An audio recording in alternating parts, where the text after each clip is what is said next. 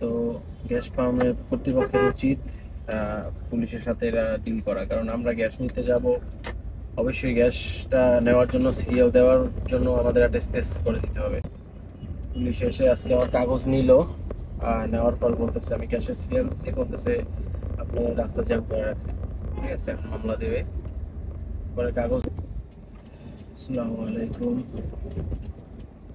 সবাই কেমন আছেন? আলহামদুলিল্লাহ আছি ভালোই। তো ছোটখাটো একটা যুদ্ধ শেষ করলাম আর কি। যুদ্ধ হলো গ্যাস নেওয়ার যুদ্ধ আর কি। নোয়াখালী থেকে গ্যাস নিলাম।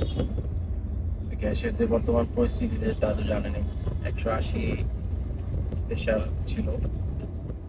যাই হোক, তারপর নিতে পারছি। তো দুঃখের বিষয় হলো আজকে গ্যাস নিতে এসে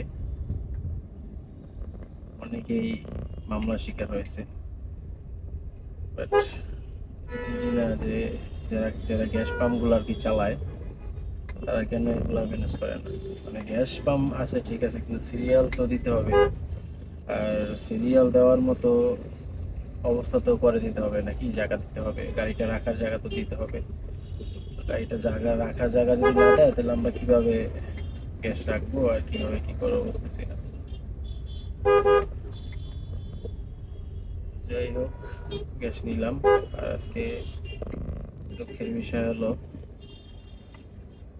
আমি সিরিয়াল দিছি, সিরিয়াল ছিলাম কাছেই, একটা বাস আসছে, আইসে বাসটা যেতে পারছে না। পরে পুলিশ এসে আমার কাগজ নিল আর কি, যে কাগজ দেন আপনার। পুলিশ এসে আজকে আমার কাগজ নিল, নেওয়ার পর বলতেছে আমি গ্যাসের সিরিয়াল দিচ্ছি, বলতেছে আপনি রাস্তা জ্যাম করে রাখছেন। ঠিক আছে, এখন মামলা দেবে। পরে কাগজ নিয়ে মামলা দেওয়ার জন্য আর কি সব প্রস্তুতি করতেছে। পরে আমি রিকোয়েস্ট করলাম যে দেখেন ভাই, আমি তো বুঝতে পারি না, আর গ্যাস নেবো যেহেতু, সিরিয়াল তো আমি সাইড থেকেই দিছি। পরে আমাকে বলতেছে যে আপনি বাস অনেকক্ষণ যাবত তাড়া করে রাখছেন।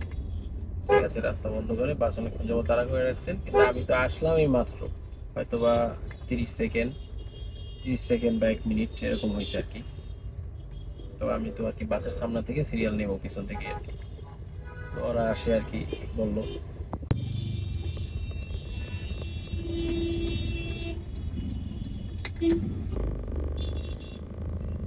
যাই হোক, রাস্তার যে অবস্থা, প্রচুর জ্যাম, রাস্তায় জ্যাম জট, গাড়ি চালানো আসলে একটা ভালো সমস্যা। ডিরেকশন দিয়ে যাবো না, ডান দিক থেকে